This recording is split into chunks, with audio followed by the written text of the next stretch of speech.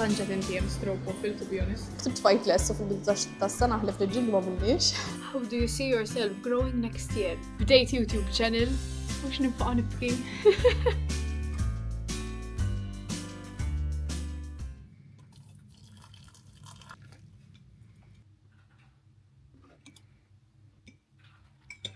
L-aħħar biċċa tal-qaqa tal-għasel li kont għamilt l-aħħar darba. Hello, għadni ma kellimtkomx illum. L-estate xogħol bħalissa ftit wara l-erba' u ġejt ċentru biex nixtri xi regali tal-miliet. Ħallejt naqa' last minute, not gonna lie, dis-sena meħeb bi-vlogmas u ħafna affarijiet oħra ma tantx kelli ċans. Wara ħammur Starbucks sabiex nerdna stroke fil-latte għax n-nejt ħanipruvaw ħallejtu specifikament għal dal-video u ħammur biex nirrifletti fuq dis-sena u nissetja naqra l-goals tas-sena d-dieħla. Nirris ħanidħol fil-ħwienet għax ma nistax nagħmlu fejn dieħla għax inkella giveaway rigali u inkellimkom meta nlesti mill-Christmas shopping. Christmas shopping not successful at all. L-affarijiet li rrid ma kienux hemm u issa ħaniċċekkja online forsi insib u jaslu li sana risibt stress sa edha train station għax Starbucks għawek dejn boss il-train station bissaw. So ħalejt il-rota u ħanitla nordna. Vlogging in public galore l-lum.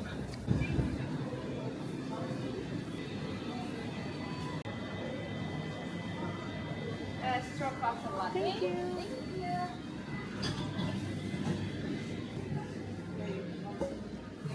Name butchered. Vera ħelwa taqqa. U actually għandi di għal 150. Sa mużawa. Ej għandu. Għaz ġibt. ċarino bċin nħawa. Idejek, unarikom. Għafna storbju nisperet tismawni. Ok, għandu.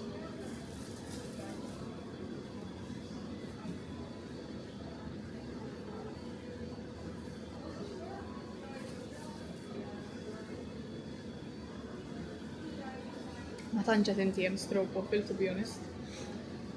I mean tajjeb ta'. Anyways, ħanilħaq nordna ir-rigali li għandu bżonn nordna online. Mbagħad nibda ir-reflection.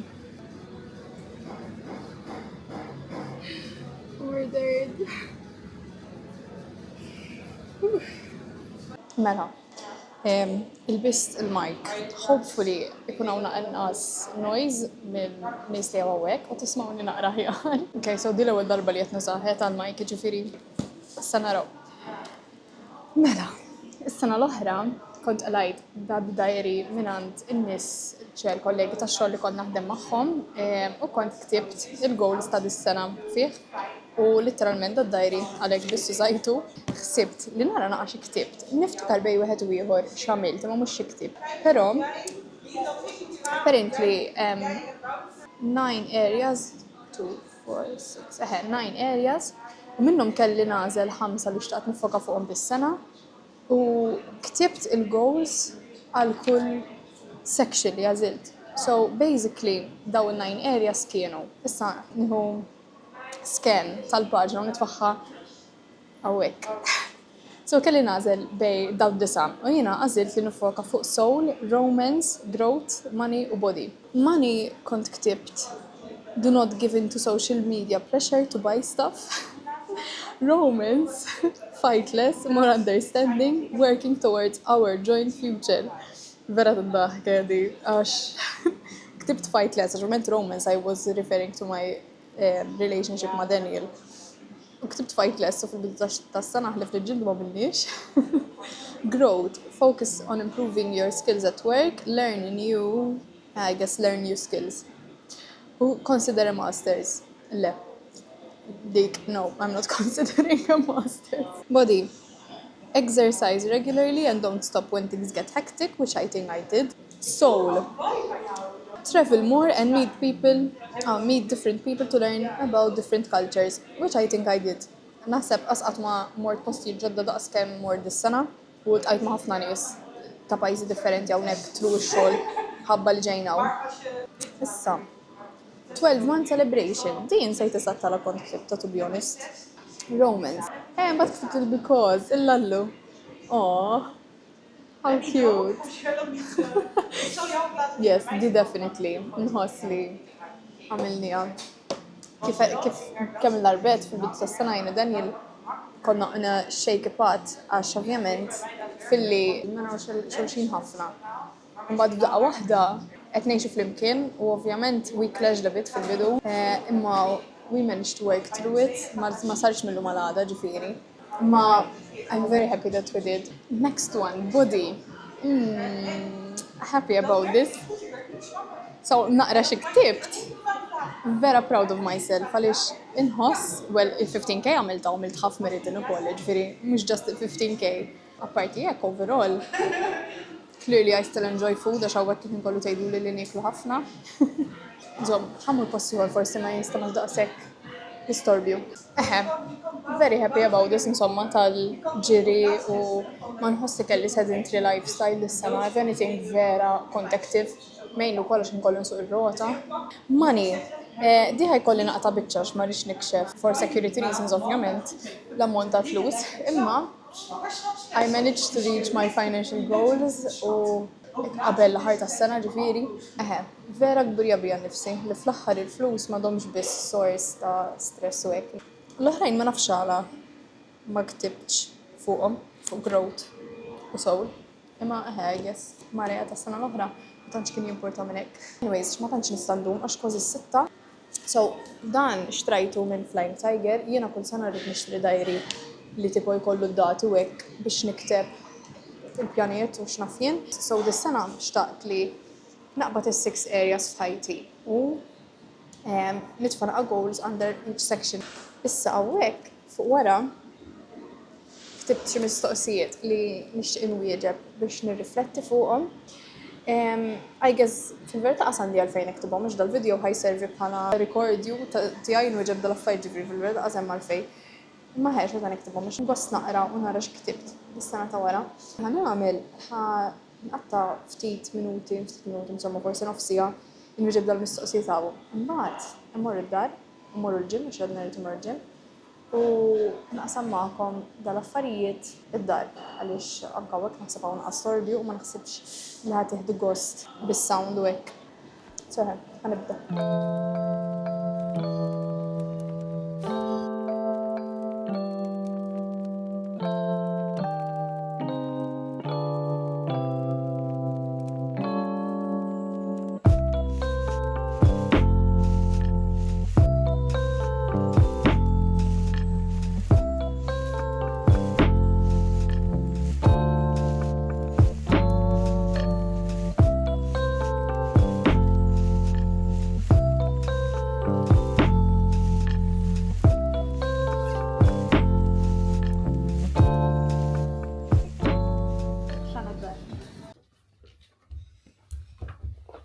Okay, time għall-advent calendar. Illum ġrati, 18. 18, bajda. Yes! Bajda. Issa, nara l-ħat irridu niftħu il-komplement. Għedin ta' meta mux ħankunu għaw. Irridu niftħu 3 f'ġurnata. At this point jenek qed nagħmel. Ma fejn. Okay, tlaqna ħanibdew. Daniel, lest li tisma' il-goals tiegħi s-sena d-dieħla? So ktibt ir-reflections hawnhekk. Actually, realizzajt li ħabibti Ebi kull sena tagħmel ukoll qisu questionnaire, mhux questionnaire, Q&A ma' ħabiba tagħha fil-karozza u jirrifletti fuq is-sena li għaddiet u minn għalija ukoll jitkellmu fuq is-sena li ġejja insomma, ma' mainly just jitkellmu fuq their growth in the past year u di li ħnagħmel issa vera qed tfakkarni fli tagħmel ju vera ħunħu gost nara ir-riflessjoni tagħha tal-aħħar tas-sena. So qisu li ħanagħmel illum ispirat minn hekk mingħajr ma naf like wara realizzajt, imma jisġorta kull sena nagħmilha just qatt ma nagħmilha hekk bil-qiegħda nkellem il-kamera. Imma ħanibdew mill-ewwel mistoqsija li ktibt hawnhekk. Naħseb Daniel ħajkrinġa joqgħod jismani ngħid dal-affarijiet. L-ewwel mistoqsija, how did I grow this year? What things changed for the better? Which are the biggest differences I notice when comparing myself to last year? And something I learned about myself.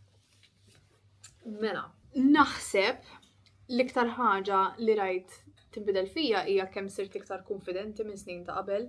Ma nafx ġrali, naħseb waħda mir-raġunijiet hija għax ġejt hawnhekk u naħseb sirt nagħti każ inqas x'jaħsbu n-nies fuqi u diwetta wkoll fl-ewwel video li qatt tfajt li naħseb moving here vera hekk kibret il-konfidenza qabel vera kont nagħti każ x'jaħsbu n-nies fuqi dal-aħħar not at all, speċjalment anke fejn għandha x'taqsam dera. Issa jiena ħsibt li starting YouTube u nibda d-channel u hekk iktar ħanibda nagħti każ kif nidher u hekk. Imma anke meta neditja hekk vera ma ssirtx nagħti każ jekk l-angle ma tkunx tajba jew jekk xari mhux tajjeb jew jekk m'għandix make-up. Hekk għax speċi this is real life. Instagram xorta nagħmilha naqa' meta nitfa' post u hekk qisni mhux ħanitfa' post bla sens fejn ma nidhirx tajba u hekk eżin ritratti. Imma fuq YouTube vera ma nagħtix każ għax again nixtieq niġbed ħajti, so irrid niġbed il-ħajti l-vera u dik kienitni vera nsir konfidenti. Bħala growth ukoll di I touched on it videos oħrajn, imma vera nixtieq naħdem fuq li nkun inqas perfezzjonista u naħseb li dik possibilment hija one of the biggest growths li għaddejt minnhom dis-sena. U wkoll unless Daniel ma jaqbilx minn wara dak il-perjodu li għaddejna fil-bidu tas-sena qisni sirt kapaċi noħroġ il-barra minn xi sitwazzjoni eżempju jew xi konflitt jew hekk u just naraħ bħala outsider u nibda nirrealizza li hemm ċertu affarijiet li t-tort huwa tiegħi. What I'm trying to say is sirt nisib aktar faċli ninduna meta nisbalja u nammetti meta nisbalja ġifieri, ovvjament apologizing after that. U differenza kbira wkoll li ninnota naħseb li għaddejt minnha dis-sena li ovvjament issa sirt kompletament indipendenti minn kull aspett. Ovvjament qed noqgħod waħdi qed niġbor minn Malta, bdejt naħdem so sandi income u ma niddependix fuq missieri li ħalsu li id-dawlu l-ilma, ovvijament istet nħallas ir-rent. This year I became completely independent, bdejt il-ħajja adulta. 3 affarijiet li tallimt fuq in-nifsi dis-sena. Mela, naħseb l-ikbar waħda hija li realizzajt kemm il-familja tfisser għalija, naħseb dik by far l-ikbar ħaġa ta' dis-sena. Naf li f'xi video fi vlogmas fil-Q&A qed li ma nħossniex homesick u ma nħossniex homesick li nħossni depressed, imma realizzajt kemm ħafna mill-kuntentizza tiegħi tiddependi fuq ħin mal-familja. Meta eżempju kienu ħajġu jżuruni ommu missieri u mbagħad eventwalment uħti jew il-ġenituri u l-familja ta' Daniel u n-nanna ta' Daniel, jew meta konna ħammorru Malta, vera realizzajt kemm ifissru għalija dal-momenti li nqatta mal-familja. Infatti bħalissa vera counting down the days biex immur Malta u n-nanniet. Qabel kont ngħid li eżempju l-għala jirnexxi li ngħix ħajti sħiħa pajjiż barra minn Malta għax tfajn il-familja tkellima online u mbagħad jiġu jarawni. Imma dal-aħħar ma nafx jekk inhix lesta nagħmel ħajti sħiħa il-bogħod mill-familja, speċjalment meta jkolli l-familja tiegħi ma nafx kemm jiena lesta nirabbiha mhux man-nanniet mhux mat-tijjiet. Hekk ma nafx. Sa naraw. Ħaġa oħra, u li tallimta onestament minn mindu bdejt YouTube, u di iktar milli tallimta ftakart kemm jiena kreattiva bħala persuna u kemm hi importanti għalija li noħroġ u naħdem fuq dik il-parti tal-personalità tiegħi. Sejta ħafna dik il-parti tal-personalità tiegħi, so sa minn mindu bdejt YouTube jisniet inħaddimha u vera qed nieħu gost. Ħaġa oħra li dis-sena tallimt jew inkella aktar milli tallimt kienet vera ovvja u it was highlighted u now I need to work on it. Mhix ħaġa tajba di, imma hija li I rely too much on food u speċifikament zokkor u tipo cakes, biscuits, dek, dat tip, għad-dopamin tiegħi. Meta jew nkun bored jew ikelli dwejja, I rely too much on it u nikol wisq ħelu u mbarazz because of my emotions. So dik irrid naħdem fuq is-sena d-dieħla. Infatti, that brings us to the second question. What things do you want to work on for next year? Specifically things that are affecting your life. Mela dik waħda minnhom. Definitely l-ikel ma jistax jibqa' jkun source ta' relief. Whatever. ħaġa li nixtieq naħdem naqa' fuqha, I am very easily distracted, speċjalment meta nkun qed nagħmel xi ħaġa li hi boring, u speċjalment fuq ix-xogħol meta eżempju ikolli task li ma tantx huwa intellectually challenging jew li ma tantx qed nkun gost fuqu, insibha diffiċli ħafna biex niffoka u għadni ma nafx x'jaffettwa hekk u għaliex hekk. Oħra li sa relatata magħha, u din naħseb problema tal-ġenerazzjoni tagħna, jiena wis addicted għal mobile, għandi bżonn inneħħi l-addiction għax wis distracting ukoll. Fil-passat kont tfejt notifications kollha biex ma jitelfunix u għavolja tfejtom issa ilhom mitfin naħseb xi 6 snin. Xorta jiġi dak l-urge li meta nkun bored naqbad il-mobile. Dik ġna minn riċerka ta' kif ħanaqtaħħa xanka qabel ma norqod irrid nuża l-mobile, fil-għodu l-ewwel ħaġa li nagħmel nuża l-mobile, so jekk għandkom xi tips forsi intom għandkom l-istess problema u rnexxilkom taħarbu minnha, ħalluhom li fil-comments. Il-mistoqsija li jmiss hija which areas do you think need more focus next year? So, jiena nħobb naqsam ħajti f'areas differenti, so eżempju karriera, fitness, relazzjonijiet, affarijiet personali, hekk. U naħseb li next year vera nixtieq nifoka fuq il-karriera. Dis-sena l-focus ovvjament kien moving abroad, settling in u hekk, u plus kienet l-ewwel sena li fl-aħħar minn studenta, so jisni mhux ħatta ċielta għax inħoss li xorta kbirt ħafna professjonalment, imma next year vera nixtieq nitfa' l-karriera at the top u nixtieq nitgħallem ħafna iktar ġifieri minn dis-sena u dik ħatkun il-main focus tas-sena d-dieħla.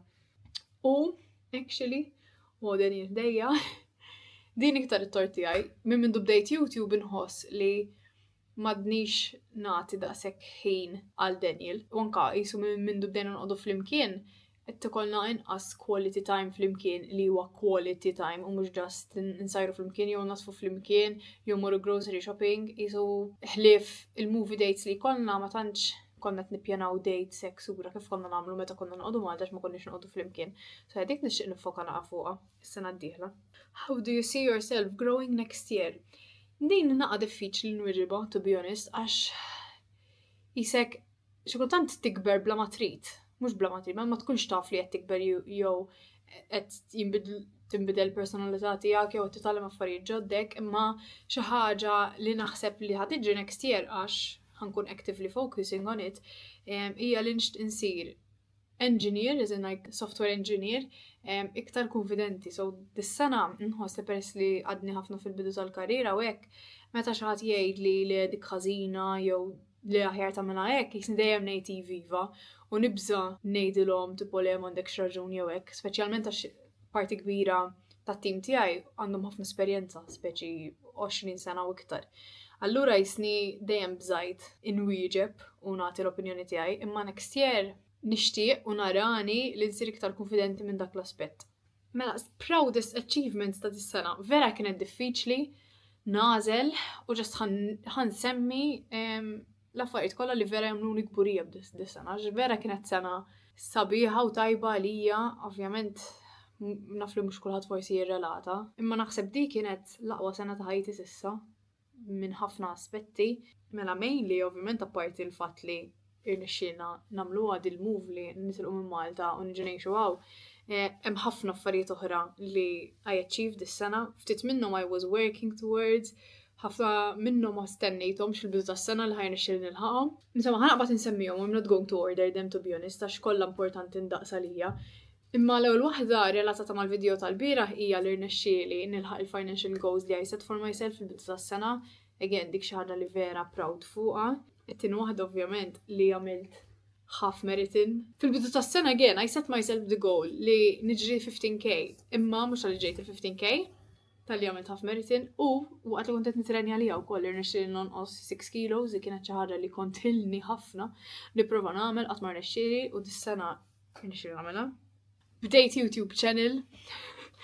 Vera fil-bidu tas-sena qed li nixtieq nibdiha, imma qatt ma bsart li ħanamilha u bdejt u għadni għaw s'issa, sa naraw s-sena d-dieħla fejn tmur.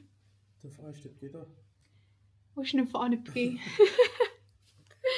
Ħaġa oħra li nsemmi imma li Daniel li rnexxielna ngħaddu minn dik il-fażi ta' ħajjitna u tar-relazzjoni u mhux ta' li għaddejna minnha, ta' li ħriġna minnha iktar b'saħħitna ġvera hi.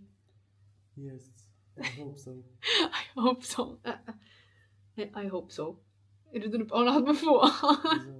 Eżatt. U ħaġa career related, so jiena I was hired as a back-end engineer imma spiċċajt naħdem bħala front-end għax it-team kellu bżonn is-supportu n-nies fuq il-front-end, u spiċċajt front-end developer ukoll, so qed nagħmel żewġ affarijiet li huma u rnexxi li nitgħallem React, teknoloġija ġdida li għall-ewwel sibta naqgħod diffiċli imma vera sorprendejt li nifsi kemm improvjat malajr f'dak l-skill. U mux tal-lijek, tal-ħedimt fuq proġett li kont vera vital fih, għax kont l-unika wahda li qed naħdem fuq il-front-end. U il-bieraħ kien hemm end of year meeting tal-kumpanija u kien hemm xi demos insomma tal-proġetti li ħdimna fuqhom dis-sena, eżin il-kumpanija sħiħa. U waħda minnhom kienet tal-proġett li ħdimt fuq jiena u fl-aħħar tal-presentation kien hemm mistmi u tawni shout-out, ovvjament ma' developers l-oħra li ħadmu fuq dal-proġett. U hekk vera ħassejtni proud li 1 year into my career u into the company I'm working at, insomma, hekk kelli big shout-out u ħdimt fuq proġett u kont daqshekk key player f'dal proġett insomma. So, a very proud achievement. L-aħħar mistoqsija, where do you want to see yourself in a year's time? Din għad diffiċli, ma tantx nista' ngħid għax jiena persuna li nħobb nevalwa ħajti every now and then, so skont kif tkun sejra ħajti niddeċiedi li nħodha rotta oħra, rotta mod jew rotta oħra. So issa naraw. Issa fuq il-goals tas-sena d-dieħla, again, samt ħajti f'sitt kategoriji u għandi ħafna goals f'kull kategorija, imma ħanamel it-top goal, ċoħ ħanejt it-top goal minn kull kategorija. Mela ħanibdew with fitness. Fitness, my main goal għas-sena d-dieħla hija li niġri half marathon f'inqas minn satej. Dik tkun il-goal tiegħi, meta ħanamela ma nafx, probably lejla ħar tas-sena wara s-sajf għax is-sajf huwa żmien perfett hawnhekk biex nitrenja għaliha, so naħseb dik. Food and physique, number 1 ġaetta, irrid innaqqas l-intake ta' zokkor għax issa jew bħalissa tax da żmien dejjem ħafna iktar zokkor minn żminijiet oħra. Allura jisu naħseb it's highlighted u ninsa li eżempju fis-sajf vera kont bil-aqal u bil-kemm kont nikol ħelu hekk, bum. Imma bħalissa naħseb għax żmien il-miliet qed ngħid qed nikol ħelu. Imma dik irid innaqqasha next year. Karriera l-goal tiegħi, avolja qed li nixtieq nikber fil-karriera u hekk, il-goal tiegħi ħajkun li kull xahar nagħżel focus area jew xi teknoloġija u hekk li nixtieq immur aħjar fiha u naħdem fuqha throughout that month. I get very overwhelmed għax fl-IT industry hemm ħafna affarijiet xi tagħlem, affarijiet jinbidlu l-ħin kollu, nkun overwhelmed to be honest. So naħseb to scope it down u nagħmilha iktar faċli għalija biex actually nimprovja f'dawn l-areas. Ħanażel focus area kull xahar u irrid naħdem kontinwament fuqha dak ix-xahar u mbagħad ix-xahar ta' wara tinbidel. Issa narfa keep it up, imma that's the goal. Funny, għax issa daħalt YouTube ukoll bħala kategorija ta' IT u il-focus ta' next year huwa li I improve my editing skills. So naħseb next year ħanqas naqra l-frekwenza li nitfa' fuq YouTube. Don't worry, xorta ħanipprova nitfa' 2 to 3 times a month. Għaliex nixtieq li nitfa' videos naqra iktar ta' kwalità. Bi vlogmas speċjalment l-editing process kien raġd ħafna u at some points vera bdiet taqbiżni n-editja, speċjalment għax inkollu nisma' li nnifsi nredden. Imma next year vera nixtieq nifoka fuq li nitgħallem naqra iktar editing u anka kif nuża iktar il-kamera. Relationships diġà ħatta, il-focus next year huwa li nqatta iktar quality time ma' Daniel. U l-aħħar kategorija li naf li qed ħansemmi one imma ħansemmi żewġ main goals. So, personal, day anything random, anything miscellaneous u it-2 goals tiegħi next year huma 1 li nibda naqra iktar. So jiena ngħaddi minn fażijiet f'ħajti fejn jew ma naqra xejn jew naqra xi 3 kotba f'xahar, ktib naħartu f'jumej jew fit-3, imma next year nixtieq nagħmilha l-goal tiegħi li imqaru suppost doable naqra ktib wieħed fix-xahar. Dis-sena ma tantx qrajt, naħseb kull ma qrajt xi 5 kotba. Issa jiena meta kont iżgħar vera kont naqra kotba. So dis-sena il-goal hu li naqra ktib fix-xahar, so 12 ktib sal-ħar tas-sena li naħseb doable. U l-goal ieħor hu li nitgħallem insajjar naqra iktar ħut, laħam u hekk. Jien għandi naqa' comfort zone ta' tissir li mainly jinvolvi aġin, tipi differenti ta' aġin u chicken. U anka chicken, ma tantx insajjar eżempju chicken thighs u chicken wings. Chicken breast ma sajjarx, so next year nixtieq invarja naqra iktar fit-tip ta' tissir li nagħmel għax nix namel ek kolli dawk il-signature show-stopping dishes tiegħi. Those are my goals. That was my end of year reflection. It will be nice to look back on this is-sena d-dieħla in a year's time. Sorry, again, video tiegħi ngħid naqra mhux ħażin, imma da video importanti għalija għaliex issa again next year naqra il-growth tiegħi fejn mar u jekk actually nexxilix nagħmel dak kollu li qed issa. Li jekk le ma jimpurtax imma nixtieq li nagħmel il-maġġoranza tagħhom. Vera interessata fuq intom jekk tagħmlux riflessjonijiet u hekk u jekk għandkom xi goal partikolari tixtiequ taqsmu miegħi, please ħalluli fil-comment. Narakom għada l-ġurnata oħra għad għandi il-company party, so ma tantx naħseb ħajr nixxil nifilmja, sa naraw fil-każ naqdu ma ta' Friday ukoll għax ma tantx nixtieq nitfa' pressure fuq innifsi biex nitfa' video għada wkoll jekk bil-kemm ikolli footage. Grazzi ħafna tal-li rajtu dal-video, nispera ma dejqtux tismawni, nredden, tinsewx tħallu like u tagħmlu subscribe u grazzi ta' kull kumment li tħallu u li ħatħallu u tas support kontinu insomma s-soltu. Lejli tajjeb u narakom.